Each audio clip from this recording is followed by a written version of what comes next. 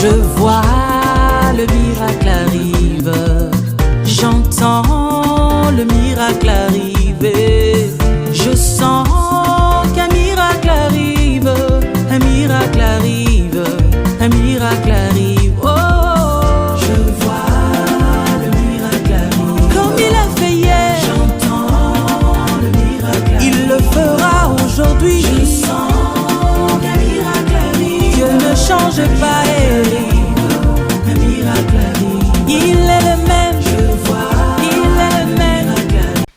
Shalom, shalom, shalom, bonsoir les amis, que le Seigneur vous bénisse. Bonsoir, bonsoir, bonsoir, que le Seigneur vous bénisse. Nous sommes très heureux de vous voir ce soir.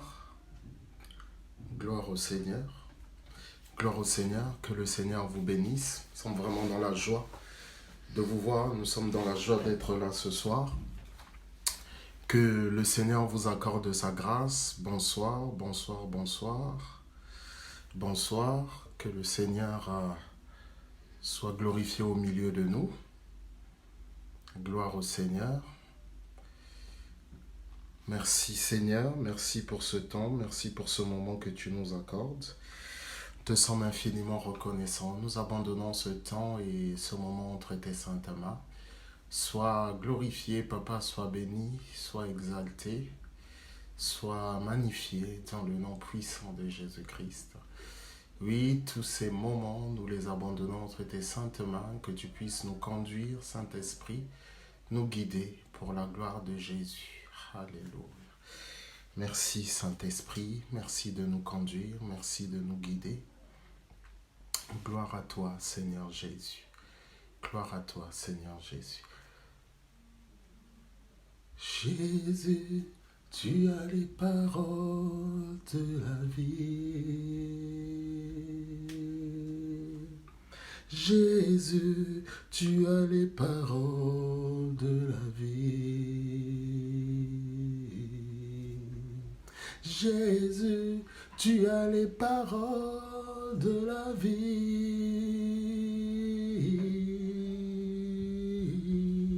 Tu as les paroles de la vie. À qui irions-nous? À qui irions-nous? Jésus, tu as les paroles de la vie.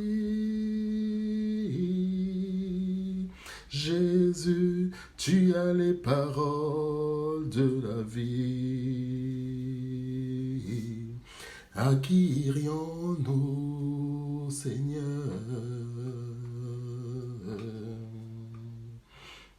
Chantons Jésus, Jésus,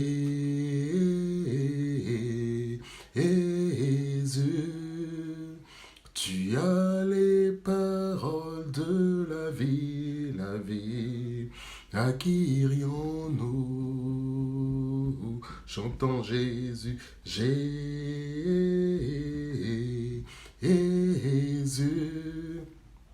tu as les paroles de la vie, la vie. À qui irions-nous? Jésus,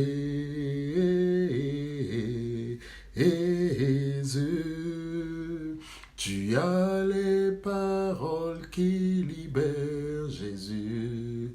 À qui irions-nous? À qui irions-nous? Tu as les paroles de la vie. À qui irions-nous? Tu as les paroles qui libèrent. À qui irions-nous? Tu as les paroles qui guérissent. À qui irions-nous? Tu as les paroles qui consolent. À qui irions-nous, Papa? À qui irions-nous? Oh, chantons Jésus, oh Jésus,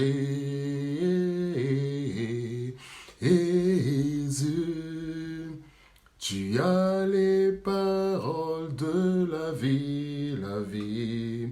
À qui irions-nous? Chantons Jésus, Jésus,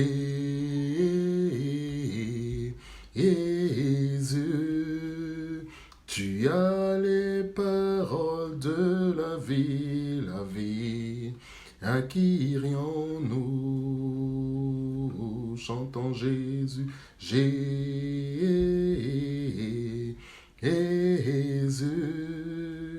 Tu as les paroles de la vie, à qui irions-nous? À qui irions-nous, Seigneur? À qui irions-nous? À qui irions-nous, Papa? À qui irions-nous? À qui irions-nous, Jésus? À qui irions-nous? Jésus,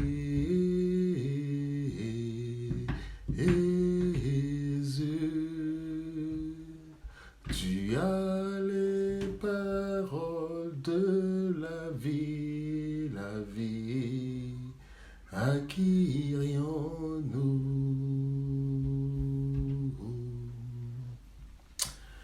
Bonsoir les amis, encore que le Seigneur vous bénisse, bonsoir, que le Seigneur soit glorifié. En tout cas, nous vous souhaitons la bienvenue.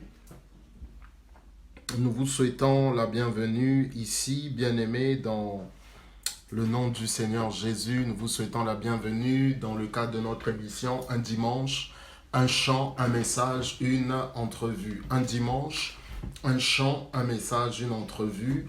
En tout cas, soyez les bienvenus et nous vous disons bien le bonsoir les amis, que la grâce du Seigneur soit sur vous, que la grâce du Seigneur vous accompagne.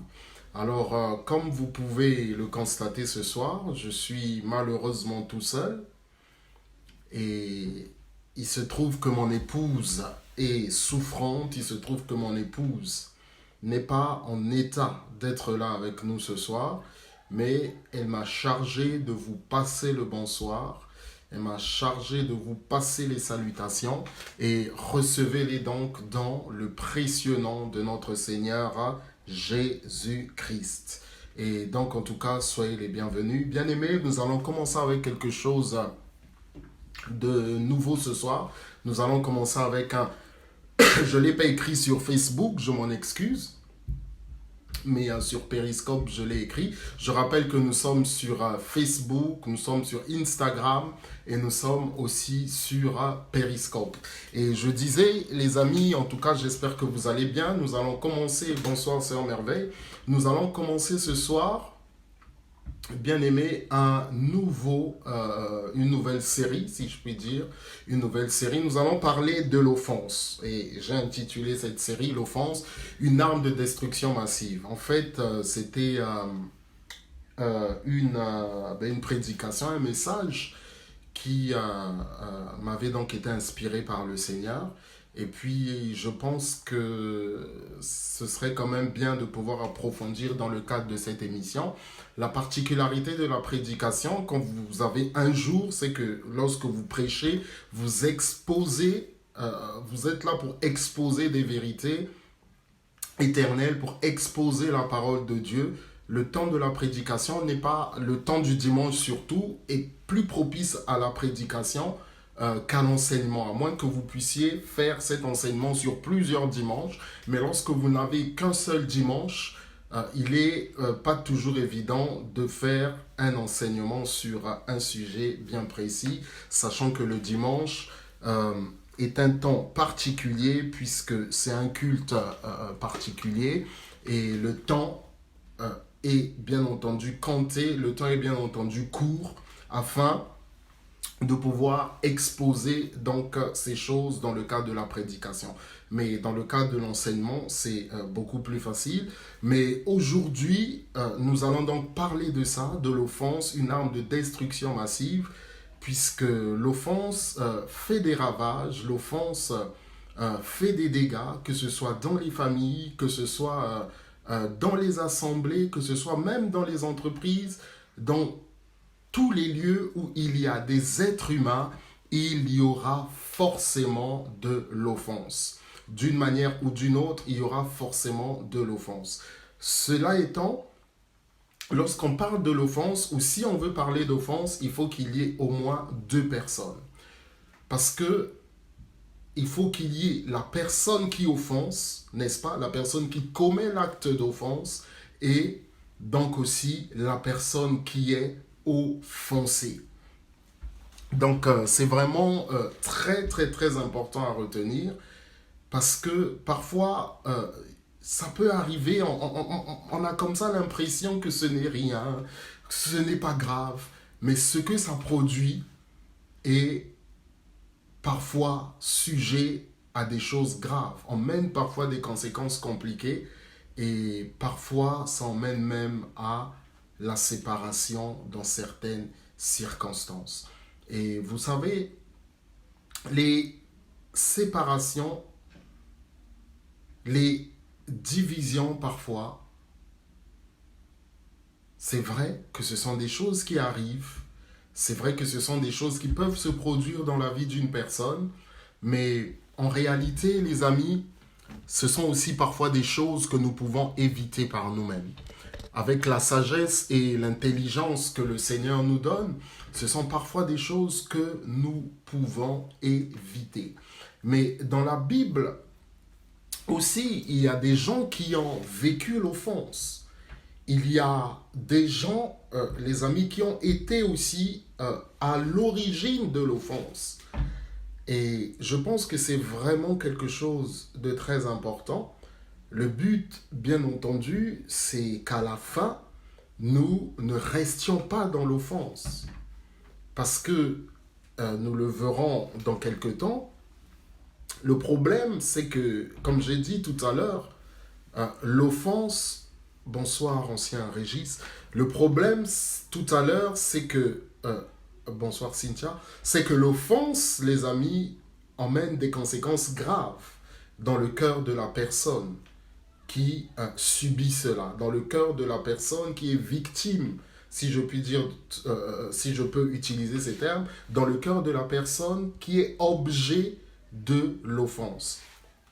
Ce qui signifie qu'il ne faut pas toujours minimiser l'offense. Alors, permettez qu'on puisse lire la parole de Dieu, ça va nous servir de base. Et je rappelle bien entendu que peut-être des gens voudront-ils poser des questions, c'est aussi ça le concept de l'émission. Un dimanche, un chant, un message, une entrevue. Donc, nous sommes dimanche et nous avons chanté cette belle chanson du groupe Eden, un message. C'est la série que nous allons commencer sur l'offense, une arme de destruction massive. Et bien entendu, une entrevue. Donc l'émission se veut être interactive. Donc s'il y a des questions ou s'il y a des choses que les gens ont à dire, bien entendu, vous êtes libre de pouvoir intervenir dans la mesure où, bien entendu, étant des personnes civilisées, les choses sont dites de manière correcte. Et là, en principe, il n'y aura pas de problème. Et si nous pouvons répondre, pourquoi pas? Ok, on va rapidement aller dans la parole de Dieu. Il y a beaucoup de choses à lire là-dedans. Mais nous n'allons lire, les amis, que quelques mots, quelques passages. Et puis, au fur et à mesure que le Seigneur nous fera grâce, nous verrons les passages concernés. Donc là, on va rapidement donc commencer à lire la parole du Seigneur pour parler de l'offense. Ok, on va d'abord aller dans le livre de Matthieu. C'est un passage que nous connaissons bien dans le livre de Matthieu chapitre 6. Nous allons aller dans le livre de Matthieu chapitre 6. C'est un passage, je pense que beaucoup d'entre nous connaissent. Matthieu étant le premier livre du Nouveau Testament. Matthieu chapitre 6, les amis. Matthieu chapitre 6. Et nous pouvons lire Nous pouvons commencer à lire le verset 12 d'abord. Au verset 12, la Bible nous dit, Matthieu chapitre 6, verset 12 d'abord, la Bible nous dit « Pardonne-nous nos offenses, comme nous aussi nous pardonnons à ceux qui nous ont offensés. Pardonne-nous nos offenses, comme nous pardonnons aussi à ceux qui nous ont offensés. Et au verset 14 et 15, le Seigneur dit, si vous pardonnez aux hommes leurs offenses, votre Père céleste vous pardonnera aussi. Mais si vous ne pardonnez pas aux hommes, votre Père ne vous pardonnera pas non plus vos offenses. Alors, quand nous avons dit ça, c'est bien, mais nous n'avons pas parlé de la définition de ce mot offense.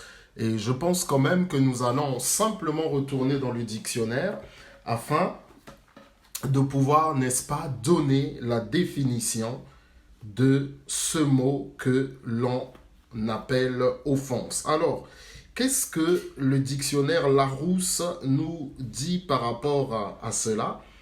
Nous ne sommes pas allés loin et bien entendu, nous allons dans le dictionnaire Larousse. Alors, ce dictionnaire Larousse, il nous dit la chose suivante à propos du mot offense. Il nous donne diverses définitions et ces diverses définitions sont donc les suivantes. Parole, action qui blesse quelqu'un dans sa dignité, dans son honneur. Parole, action qui blesse quelqu'un dans sa dignité, dans son honneur. Et on nous dit en exemple, pardonner une offense. Autre définition, ce qui blesse un sentiment noble, quelque chose de respectable. Offense au bon goût, comme exemple. Outrage, autre définition, outrage commis publiquement envers le président de la République, un chef d'État ou de gouvernement, un ministre des Affaires étrangères ou un agent diplomatique d'un État étranger et qui constitue un délit. Voilà encore une autre définition qui nous intéresse. On nous dit faute, péché qui offense Dieu. Faute, péché qui offense Dieu. Et dans cette dernière définition, nous nous retrouvons, n'est-ce pas, dans cette dernière définition, nous nous retrouvons dans ce que le Seigneur Jésus a dit dans la prière du Notre Père, au verset 12, et donc aussi dans la conclusion de ce passage. Verset 14, verset 15, Matthieu chapitre 6. Si vous ne pardonnez pas aux hommes leurs offenses, votre Père ne vous pardonnera pas non plus vos offenses. Et donc, lorsque nous regardons la définition et le contexte, on se rend compte que plusieurs types de personnes ou plusieurs catégories de personnes peuvent être offensées. Au-delà que ces personnes sont des êtres humains, mais on se rend compte qu'on peut aussi offenser les autorités, présidents, agents diplomatiques, ministres, comme ça a été dit. Et on se rend compte aussi qu'on peut offenser une autre personne, c'est le Seigneur. Puisque le Larousse nous donne la définition en nous disant que c'est une faute, l'offense est une faute, que c'est un péché contre le Seigneur. C'est un péché commis à l'égard du Seigneur. Si les hommes peuvent être offensés, cela signifie aussi que Dieu peut donc être offensé. La Bible nous dit, n'attristez pas le Saint-Esprit. Alors, nous avons lu ce que le Seigneur Jésus a dit. Pardonne-nous nos offenses, comme nous aussi nous pardonnons à ceux qui nous ont offensés. Et à la fin donc de la prière, c'est quelques phrases qui concluent la prière.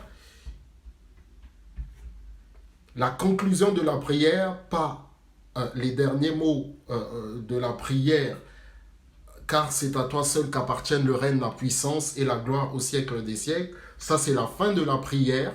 Mais à la fin de cette prière, le Seigneur nous enseigne une chose. Il nous donne une conclusion sur cette prière et je pourrais presque dire, il nous enseigne une morale, mais c'est beaucoup plus que la morale, sur donc cette prière. Et il nous dit, si vous refusez de pardonner aux hommes leurs péchés, mon Père ne vous pardonnera pas non plus vos péchés.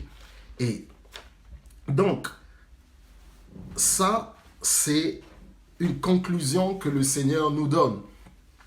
Il dit, si vous pardonnez aux hommes leurs offenses, votre Père céleste vous pardonnera aussi. Mais si vous ne pardonnez pas aux hommes, votre Père ne vous pardonnera pas non plus vos offenses. Nous reviendrons là-dessus, bien-aimés dans le Seigneur. Mais en lisant déjà ces quelques mots, en lisant ces quelques phrases, nous pouvons nous rendre compte d'une chose, que le Seigneur, à la fin, j'ai dit que nous y reviendrons, le Seigneur, à la fin, établit, les amis, une réciprocité. Le Seigneur établit une réciprocité entre notre acte et la réaction de Dieu. Entre notre action et la réaction de Dieu. Ce qui signifie qu'une action de notre part provoque chez Dieu une réaction. Une action de notre part provoque chez Dieu une réaction. Bonsoir, sœur Latifa. Et de la même manière, une inaction de notre part ou un refus d'action de notre part provoquera aussi chez le Seigneur une réaction. Soit une réaction de pardon, soit une réaction de non-pardon, sachant que je ne sais pas si ce mot existe. Ok, nous allons dans le livre de Genèse. Nous allons encore lire la parole. Nous avons donc défini, nous avons vu le type de personne qui peut être offensée. Nous avons parlé des personnes lambda, c'est-à-dire comme vous et moi. Nous avons parlé aussi donc des autorités qui peuvent être offensées, président de la République, maire, ministre des Affaires étrangères, agent diplomate, voilà. Agent ou agent de mission diplomatique, si vous voulez. Et nous avons vu aussi, bien aimé, que le Seigneur peut être offensé. Oui, les amis, le Seigneur peut être offensé. Alors, nous allons dans le livre de Genèse, bien aimé, car c'est pour nous une chose très, très, très importante de pouvoir lire la parole du Seigneur. Livre de Genèse, les amis. Nous allons dans le livre de Genèse, premier livre de la Bible et premier livre aussi de, n'est-ce pas, l'Ancien Testament et premier livre du Pentateuque. Le Pentateuque étant les 5 premiers livres de la parole. Voilà. Donc nous sommes dans le livre de Genèse, bien-aimés. Nous sommes dans le livre de Genèse.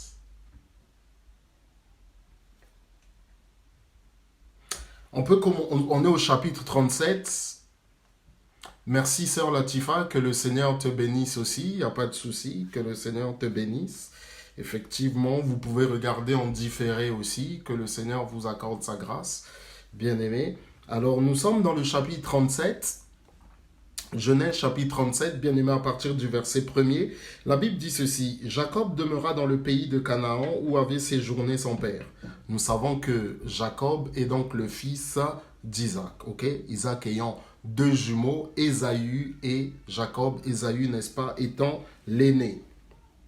La Bible nous dit, voici la postérité de Jacob. Joseph, âgé de 17 ans, faisait paître le troupeau avec ses frères. Cet enfant était auprès des fils de Bila et des fils de Zilpa, femme de son père. Et Joseph rapportait à leur père leurs mauvais propos. Israël aimait Joseph plus que tous ses autres fils parce qu'il l'avait eu dans sa vieillesse et il lui fit une tunique de plusieurs couleurs. Ses frères virent que leur père l'aimait plus que tous et ils le prirent en haine. Ils ne pouvaient lui parler avec amitié. Joseph eut un songe, verset 5, et il le raconta à ses frères qui le haïrent encore davantage. Il leur dit, écoutez donc ce songe que j'ai eu.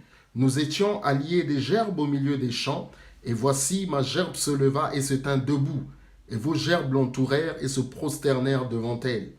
Ses frères lui dirent, « Est-ce que tu régneras sur nous? Est-ce que tu nous gouverneras ?»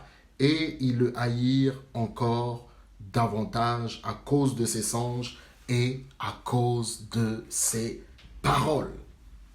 Il eut encore un autre songe, verset 9, et il le raconta à ses frères. Il dit, « J'ai eu encore un songe, et voici le soleil et la lune, et 11 étoiles se prosternaient devant moi. » Il le racontait à son père et à ses frères.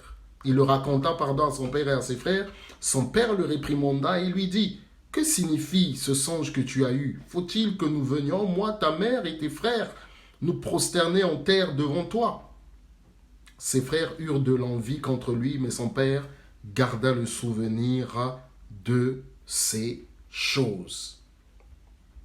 Les frères de Joseph étant allés à Sichem, verset 12, pour faire paître le troupeau de leur père, Israël, dit à Joseph, « Tes frères ne font-ils pas paître le troupeau à Sichem? Viens, je veux t'envoyer vers eux. » Et il répondit, « Me voici. » Israël lui dit, « Va, je te prie, et vois si tes frères sont en bonne santé, et si le troupeau est en bon état, et tu me rapporteras des nouvelles. » Il l'envoya ainsi de la vallée d'Hébron, et Joseph alla à Sichem. Un homme le rencontra comme il errait dans les champs. Il le questionna en disant, « Que cherches-tu » Joseph répondit, « Je cherche mes frères. Dis-moi, je te prie, où ils font paître leurs troupeaux. » Et l'homme dit, « Ils sont partis d'ici, car je les ai entendus dire, allons à Dothan. » Joseph alla après ses frères et il les trouva à Dothan. Verset 18, ils le virent de loin et avant qu'il fût près d'eux, ils complotèrent de le faire mourir. Ils se dirent l'un à l'autre, voici le faiseur des songes qui arrive. Venez maintenant, tuons-le et jetons-le dans une des citernes. Nous dirons qu'une bête féroce l'a dévoré et nous verrons ce que deviendront ces songes. Ruben entendit cela et il le délivra de leurs mains. Il dit, ne lui ôtons pas la vie. Ruben leur dit, ne réprimandez point. Ruben leur dit, ne répandez point de sang. Jetez-le dans cette citerne qui est au désert et ne mettez pas la main sur lui. Il avait le dessein de le délivrer de leurs mains, pour le faire retourner vers son père. Bien-aimés, vous pouvez lire pratiquement tout le chapitre chez vous à la maison. Nous voyons ici quelque chose qui se passe. Et il y a une famille. Et dans cette famille, il y a un père. Et le père s'appelle Israël, anciennement Jacob. Vous lirez dans les chapitres précédents, au cours d'une bataille, alors qu'il se bat contre un ange, et qu'il est sur le point d'avoir le dessus sur l'ange, l'ange lui déboîte la hanche, mais il continue à se battre et l'ange lui dit, il réclame la bénédiction auprès de l'ange et l'ange lui dit, tu ne t'appelleras plus Jacob, mais tu t'appelleras Israël, car tu t'es battu contre Dieu et contre les hommes et tu as été trouvé vainqueur. C'est là, les amis, ce que signifie le nom d'Israël. Celui qui s'est battu contre Dieu et contre les hommes et qui a été trouvé vainqueur. Alors, le nom, nous en avons déjà parlé un petit peu. Permettez-moi d'ouvrir une parenthèse par rapport à ça. Dans ce que nous voyons, dans cette histoire, nous ne l'avons pas lue, mais vous pourrez repartir la lire chez vous. C'est une histoire, en tout cas au moment de cette bataille, c'est une histoire quand même particulière. Parce que nous le savons, bien que l'être humain a en lui le Christ, il est par rapport à cela au-dessus des anges. J'ouvre simplement une parenthèse. Ben, à l'époque, ce n'était pas encore le cas. Et nous savons que les anges sont des êtres spirituels. Des êtres spirituels dotés de grandes capacités que le Seigneur leur a données. Dans le livre d'Hébreux, la Bible nous dit que les anges sont envoyés pour les personnes, pour le bien, pour, pas l'intérêt, mais pour aider, pour le service, pour accompagner ceux et celles qui vont hériter du salut. Et à l'époque, le Saint-Esprit ne demeurait pas encore pleinement dans la vie des êtres humains.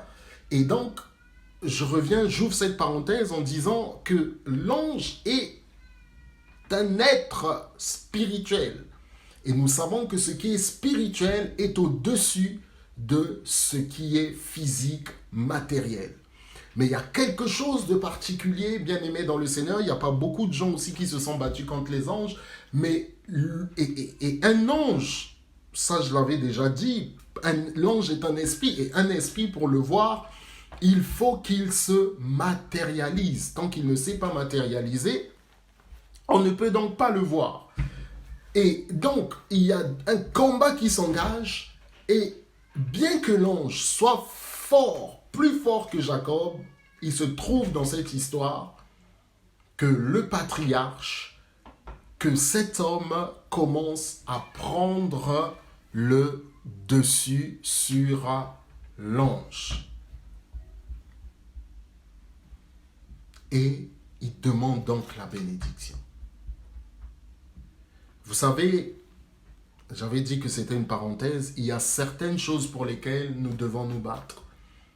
Il y a certaines choses, il y a d'autres choses que le Seigneur nous accorde comme ça, sans effort, sans rien du tout. Non pas que la bénédiction, bien aimée dans le Seigneur, soit une valeur marchande ou que la bénédiction s'achète, mais il y a certaines choses, bien aimées, qui s'acquièrent par la persévérance, qui s'acquièrent, bien aimées, parfois par une manière de lutte ou une manière de se battre. Le Seigneur Jésus va dire, depuis le temps de Jean-Baptiste, le royaume des cieux est forcé, ce sont les violents qui s'en emparent. Je ferme la parenthèse et je reviens sur l'histoire de Joseph. Bonsoir mon frère Nziou, je reviens sur l'histoire de Joseph.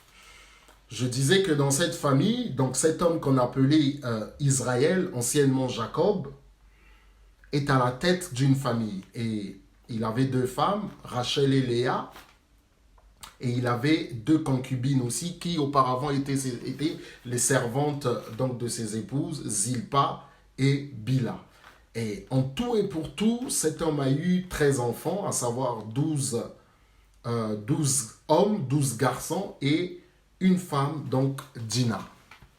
Et la Bible nous dit que Joseph avait 17 ans. J'essaie un petit peu de... Bonsoir Évangélie, Julie Vang. J'essaie un petit peu de contextualiser l'histoire. J'essaie de replacer un petit peu le contexte. La Bible nous dit que cet homme avait 17 ans et qu'il était souvent avec ses frères. Il était souvent avec ses 11 frères. Et la Bible nous dit qu'il rapportait, gloire au Seigneur, mon frère Nziou, nous parlons de l'offense, une arme de destruction massive. Et la Bible nous dit qu'il rapportait souvent les mauvais propos de ses frères à son père. Ce qui signifie qu'à un moment donné ou à un autre, ses frères ne se comportaient pas d'une bonne manière. Ce qui signifie qu'à un moment donné ou à un autre, ses frères n'étaient pas corrects. Et la Bible nous parle de mauvais propos. La Bible insiste sur les mauvais propos au verset 2. Autrement dit, il allait accuser ses frères. En quelque sorte, Joseph était vu de ses frères, Joseph était une balance. Mais je pense que Joseph était quelqu'un de correct.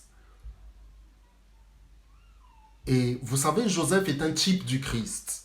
À certains égards, quand on parle du type du Christ, il s'agit de personnes qui, dans la Bible, manifestent des caractères qu'on trouve dans la vie du Seigneur Jésus. Lorsque nous lisons les évangiles, lorsque nous lisons la Bible, comment est-ce qu'elle nous décrit le Seigneur Jésus? Ce sont des caractères que nous trouvons dans...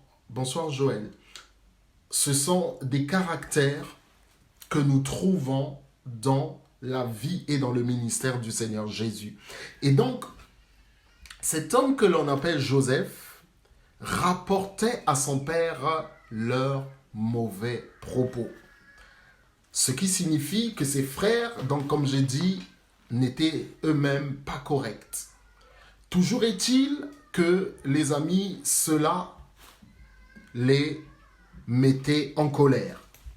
La Bible nous dit, ses frères virent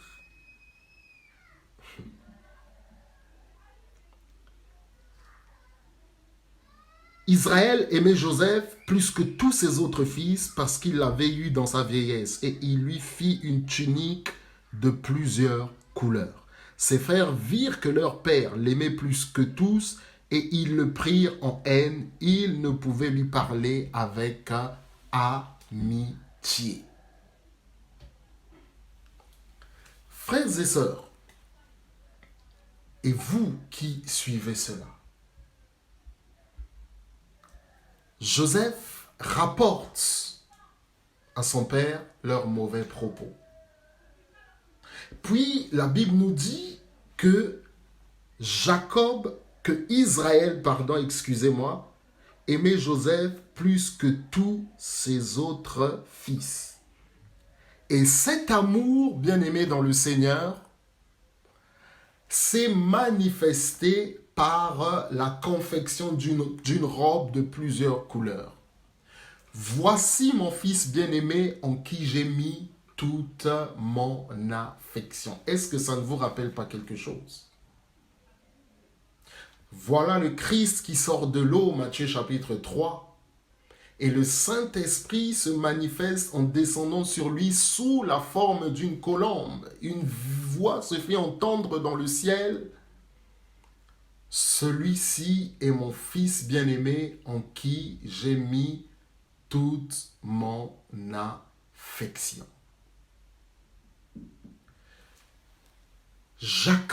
Israël,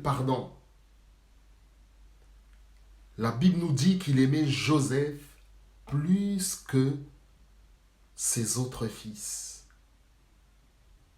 Résultat, vous savez, on dit quand on aime, on donne.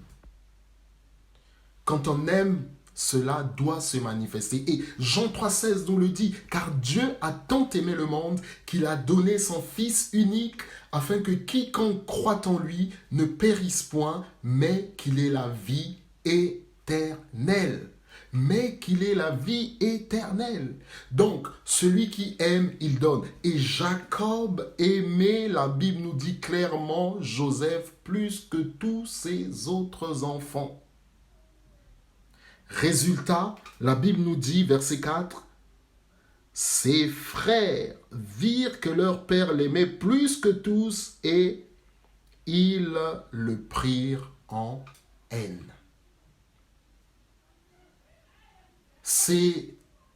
Bonsoir sœur Maristine, c'est étonnant, mais bien aimé dans le Seigneur, il arrive parfois que l'amour peut produire comme résultat la haine.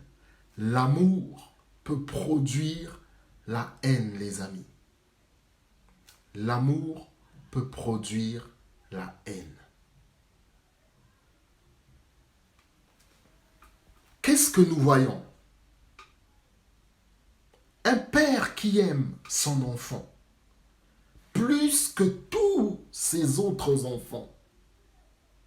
Mais il ignore une chose, c'est que son action d'amour a créé une blessure dans le cœur de ses autres enfants. C'est pour ça que j'ai dit tout à l'heure, l'amour parfois peut produire la haine. Voilà un père qui aime et qui manifeste cet amour si particulier de manière encore plus particulière en lui offrant une belle robe multicolore. Et la Bible nous dit clairement qu'ils virent que leur père les aimait plus que tous et ils le prirent en haine. Ils ne pouvaient lui parler avec amitié. La haine qui avait commencé à prendre place dans leur cœur, la haine qui avait commencé à naître dans leur cœur, la haine qui avait commencé à se manifester dans leur cœur, donnait pour résultat de la méchanceté verbale.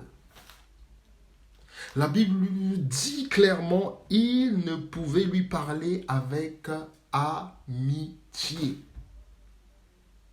Voici des personnes de même sang, de même père. Ils n'étaient pas tous de même mère, mais ils étaient tous de même père. Donc c'était leur sang.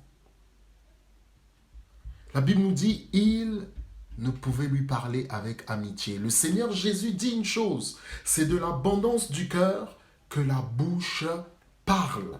C'est de l'abondance du cœur que la bouche parle. Ces gens, la haine commençait à remplir leur cœur.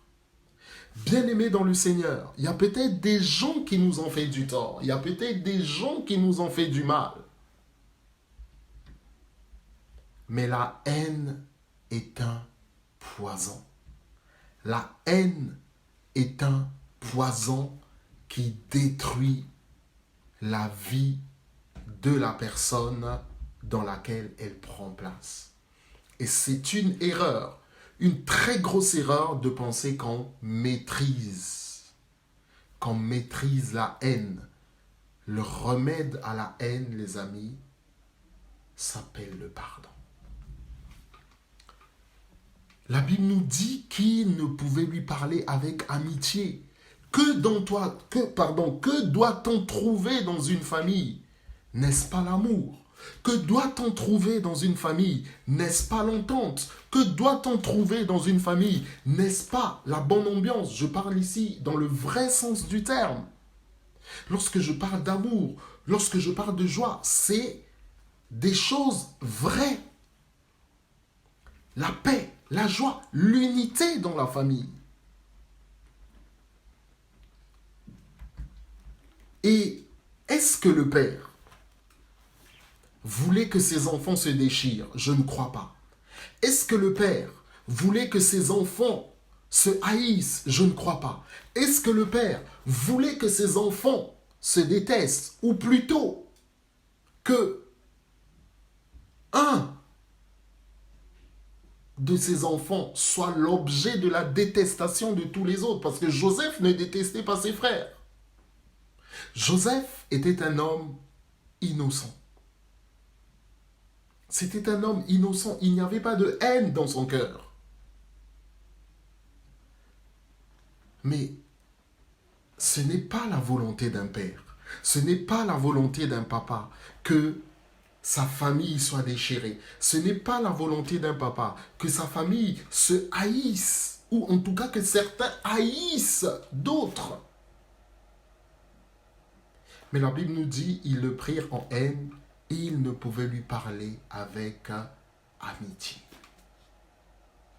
Bien-aimés, autant le dire tout de suite, et nous le savons, la haine n'est pas de Dieu. La haine, les amis, n'est pas de Dieu. La Bible nous dit que Dieu est amour. La Bible nous dit que Dieu est amour et qu'il aime le monde, qu'il aime les pécheurs. Qu'il aime le monde, qu'il aime les pécheurs. Alors, si nous voyons l'exemple d'Israël et si nous regardons le Seigneur, bien-aimé, Dieu aime ses enfants. Mais parfois, nous le rendons triste. Parfois, bien-aimés, nous attristons le Seigneur avec nos haines, parfois nos divisions, parfois nos mésententes. Je ne jette la pierre sur personne, je ne cherche aucune explication. J'essaie simplement de nous faire réfléchir. Comment est-ce que parfois nous attristons le cœur du Seigneur?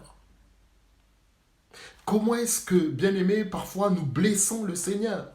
Comment est-ce que parfois nous attristons le Saint-Esprit? Comment est-ce que parfois, bien-aimés, les larmes du Seigneur parfois peuvent couler? Alors, la Bible nous dit, ils le prirent en haine et ils ne pouvaient lui parler avec amitié. Bien-aimés, il y a une étape dans la vie d'une personne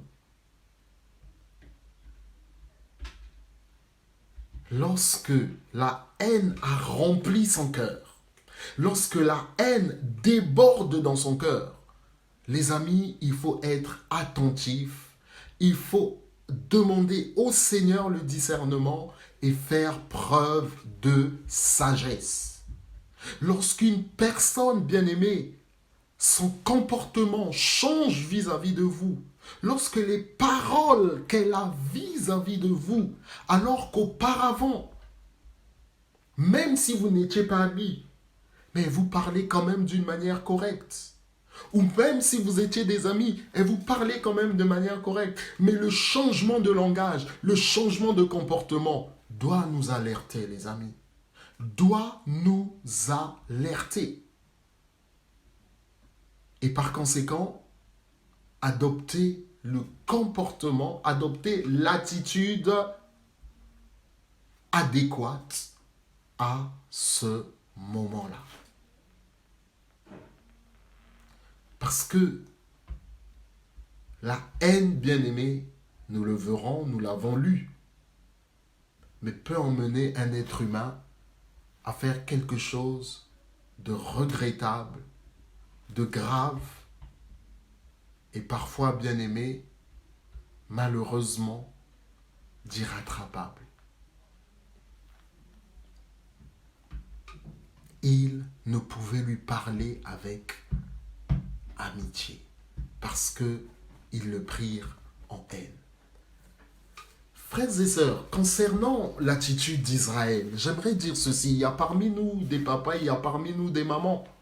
Et ce que, bien aimé, nous avons lu ici, malheureusement, se produit dans certaines familles, ou s'est déjà produit dans certaines familles. C'est le cœur de l'homme qui est ainsi. Depuis qu'Adam et Ève, bien aimés, ont désobéi au Seigneur et sont tombés dans le péché, le cœur de l'homme, bien aimé dans le Seigneur, est resté, est tombé dans la haine. Le cœur de l'homme est tombé dans le péché. Le cœur de l'homme, bien aimé, est sujet à des émotions qui ne glorifient pas toujours le Seigneur.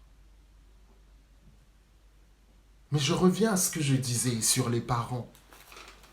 Bien-aimés, soyons attentifs et prudents.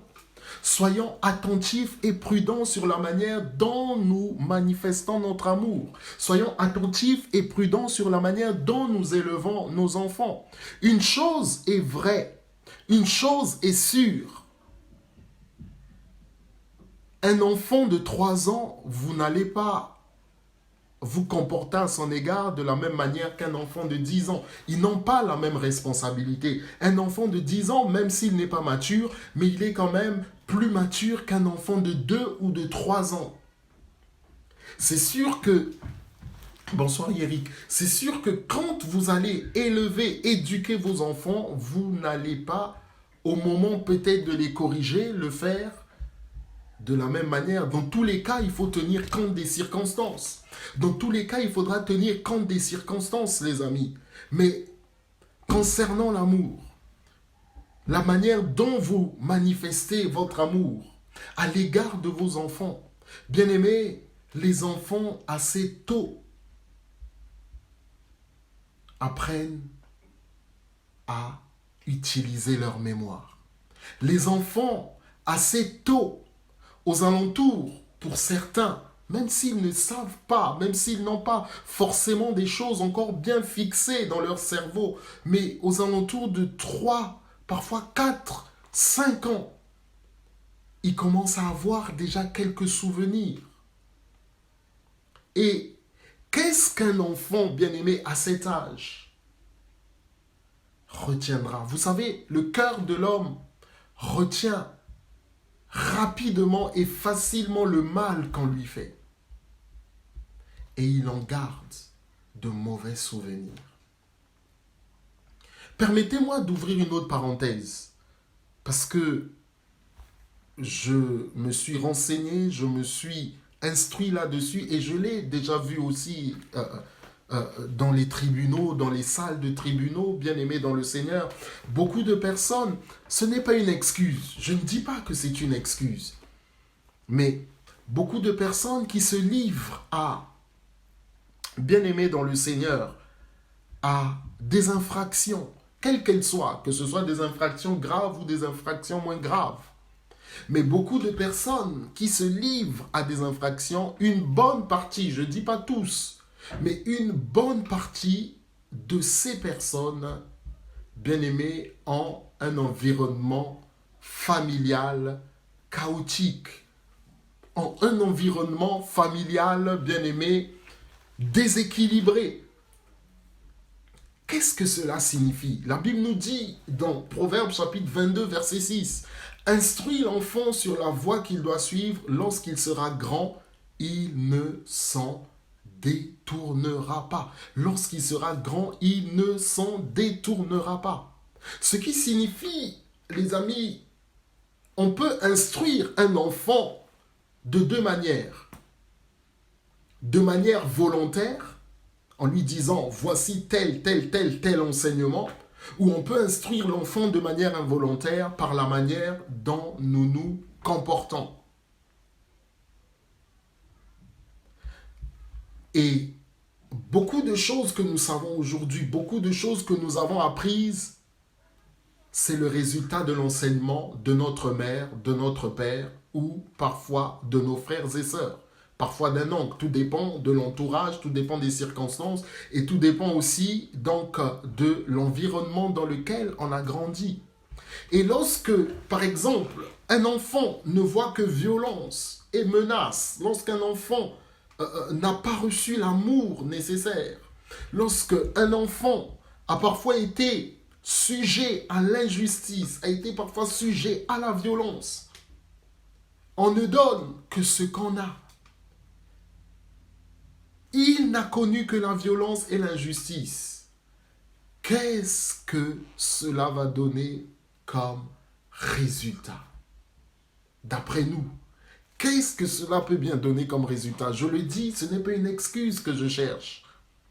Mais la manière dont nous éduquons nos enfants, la manière dont nous traitons nos enfants, la manière dont nous manifestons notre amour, les amis, nous devons être prudents par rapport à cela. La Bible nous dit dans le livre de Proverbes, l'enfant alors même qu'il est jeune, montre quelque part l'adulte qu'il deviendra. Ce qui signifie que les parents doivent aussi observer leurs enfants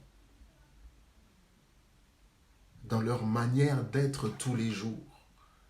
Lorsque vous offrez des cadeaux, lorsque vous les emmenez au cinéma, au marché, lorsque vous leur manifestez votre amour, les amis, regardez bien le comportement de vos enfants. Regardez bien comment est leur réaction. Je ne pense pas qu'Israël voulait que son fils Joseph soit l'objet de la haine de ses frères, ce serait complètement absurde. Israël n'a jamais voulu que Joseph soit haï par ses frères.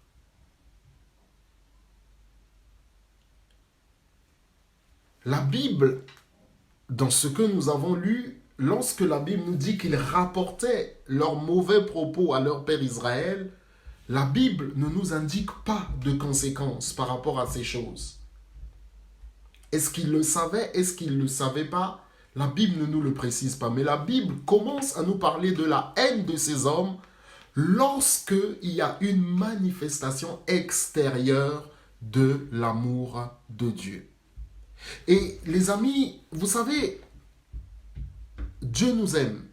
Et parce que Dieu nous aime, et parce que la grâce de Dieu est sur nous, nous qui n'avons rien demandé, rien mérité, parce que la grâce de Dieu est sur vous et se manifeste parfois d'une manière particulière, les gens aussi peuvent vous détester. Je ne l'ai pas dit tout à l'heure, je le dis. Les gens peuvent vous détester à cause de la grâce de Dieu qui se manifeste dans votre vie ou à cause de la grâce de Dieu que vous avez sur votre vie. Vous n'avez rien fait. Vous n'êtes peut-être pas une personne qui a des capacités physiques particulières. Mais, bien-aimés dans le Seigneur, à cause de la grâce de Dieu qui est sur vous, à cause de la grâce de Dieu qui repose sur vous, bien-aimés dans le Seigneur, les gens peuvent vous détester. Aujourd'hui, nous nous sommes arrêtés là, et nous allons, nous arrêter là, mais Dieu voulant, prochainement nous continuerons par la grâce de Dieu, et je vous demanderai aussi si vous pouvez partager par rapport à ça. Nous avons donc vu au niveau de l'offense, de blessures, par les actes, par les paroles. Nous avons vu aussi que ça peut être un péché lorsqu'il est question du Seigneur. On peut blesser les êtres humains, les autorités étant incarnées par donc, des êtres humains, et on peut aussi donc offenser Dieu, bien-aimé dans le Seigneur. Et nous avons interpellé sur la manière dont nous éduquons nos enfants, sur la manière de manifester cet amour, de veiller, de faire attention. Non pas, bien-aimé, qu'il ne faut pas manifester de l'amour, ce n'est pas ce que je dis. Mais je dis simplement qu'il faut trouver un équilibre. Il faut trouver un équilibre de manière, bien aimée, à semer l'amour dans la vie de ses enfants et non la haine. Mais c'est pourquoi j'ai dit, on peut enseigner aux gens, aux êtres humains, aux enfants de deux manières. Soit de manière volontaire, soit de manière involontaire. De toutes les façons, l'être humain, je l'avais déjà dit, est un être influençable. Et les enfants et même les adultes bonsoir sœur Célimène, ont besoin d'exemples, ont besoin de modèles. Alors, si un être humain, un enfant, trouve des failles dans son modèle ou accepte tout ce que son modèle lui apprend et que il se trouve que ce modèle pratique la haine, l'injustice et toutes ces choses, bien sûr que l'adulte qu'il deviendra plus tard produira les mêmes choses. Que le Seigneur vous bénisse les amis. Nous allons prier et prochainement nous continuerons donc sur l'offense, une arme de destruction massive. En tout cas, les amis, merci de partager. Et si aussi, pour nous rappeler que nous devons prier les uns pour les autres, l'Église corps du Christ, parce que c'est important, prier pour les perdus, prier pour les rejetés, prier pour ces personnes qui ont besoin de Jésus dans leur vie. Et les amis, priez pour les personnes, frères et sœurs, qui sont sur le champ de l'âme, dans le champ de la mission. Nos frères et sœurs ont besoin de nos prières et demandez la grâce, la prière, intercéder aussi pour nos frères et sœurs qui sont persécutés. Je le rappelle, la persécution est quelque chose de vrai. Vous savez, Jésus revient bientôt. C'est très important que nous puissions lui donner nos cœurs, que nous puissions lui donner nos vies. Il nous aime, il a donné sa vie pour nous. Et c'est très important de pouvoir racheter le temps, car nous ne savons pas à quel moment est-ce que nous quitterons cette terre. Donc, Pensons aux perdus, prions pour eux, prions pour les autorités des pays dans lesquels nous sommes. Et je voudrais dire aussi, bien-aimés dans le Seigneur, merci mon frère Nziou, je voudrais dire aussi, bien-aimés dans le Seigneur, si nous pouvons prier aussi pour les hommes de Dieu, pour les servantes de Dieu, ça c'est très important, mais pour leur famille aussi, pour leur famille. Le Seigneur Jésus va rappeler aux apôtres une parole du livre de Zacharie. Il dit, cette nuit même, je frapperai le berger et les brebis seront dispersées. Donc c'est vraiment très important pour nous de pouvoir prier pour les hommes de Dieu, de prier pour les servantes de Dieu, ainsi que pour leur famille. Nous allons prier ensemble, bien-aimés, et après quoi, nous allons nous séparer. Seigneur notre Dieu, notre Père, nous te bénissons dans le nom de Jésus. Nous te remercions encore une fois de plus pour ta grâce. Merci pour ce temps que tu nous as donné. Merci pour ce moment que tu nous as donné. Nous te sommes infiniment reconnaissants, Papa. Oui, nous te sommes infiniment reconnaissants parce que, Seigneur, toi, tu nous aimes. Parce que, Seigneur, toi, tu nous veux à tes côtés. Parce que toi, tu nous veux à tes pieds pour nous parler, pour nous enseigner. Et je te remercie pour tous ceux et toutes celles qui ont été là. Merci pour les partages. Merci parce que tu prends soin de nous et de notre vie. Oh, Papa, merci. Merci pour ta grâce. Merci pour tes bienfaits. Béni sois-tu, Seigneur, cette semaine qui commence. Nous l'abandonnons entre tes saintes mains. Nous nous remettons entre tes saintes mains, Seigneur, dans le nom puissant de Jésus. Oh, gloire à toi, Papa. Gloire à toi, Seigneur. Nous remettons notre nuit, nos familles, nos études, notre travail et tout ce qui nous concerne dans le nom puissant de Jésus. Qu'en parole et en acte, nous puissions témoigner pour ta gloire. Merci de prendre soin de tes serviteurs et de tes servantes, les hommes de Dieu, les servantes de Dieu, et de leur accorder encore ta grâce. Papa, merci pour nos frères et sœurs qui sont dans l'émission. Merci pour nos frères et sœurs qui sont persécutés. Fortifie-les, Saint-Esprit. Béni sois-tu dans le nom puissant de Jésus. Amen. En tout cas, les amis, que le Seigneur vous bénisse. Donc, comme j'ai dit, prochainement, nous continuerons sur cette série que nous avons commencée. Que la grâce du Seigneur soit sur vous, que le Seigneur vous bénisse et nous vous disons à bientôt. En tout cas, je rappelle, vous avez les salutations de mon épouse Irène. Merci de la porter aussi dans vos prières parce qu'elle en a besoin. Que le Seigneur vous bénisse et nous vous disons, bien-aimés, à la prochaine. D'ici là, si le Seigneur nous inspire une pensée ou quoi que ce soit, et s'il le permet que nous puissions partager sur les réseaux sociaux, nous le ferons. Que le Seigneur vous bénisse, les amis, et nous vous disons à bientôt. Au revoir.